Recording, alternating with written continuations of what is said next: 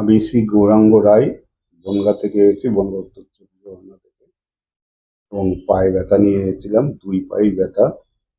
তারপর ডাক্তার ইন্দ্রনীল পাল। ইন্দ্রনীল পালকে দেখিয়েছি এবং দুটো পায়ে অপারেশন করতে বলেছিল, কিন্তু হাড়ের যেহেতু বাইপাস উনি করার জন্য বাইপাস আমাকে করার একটা কারণে করেছে।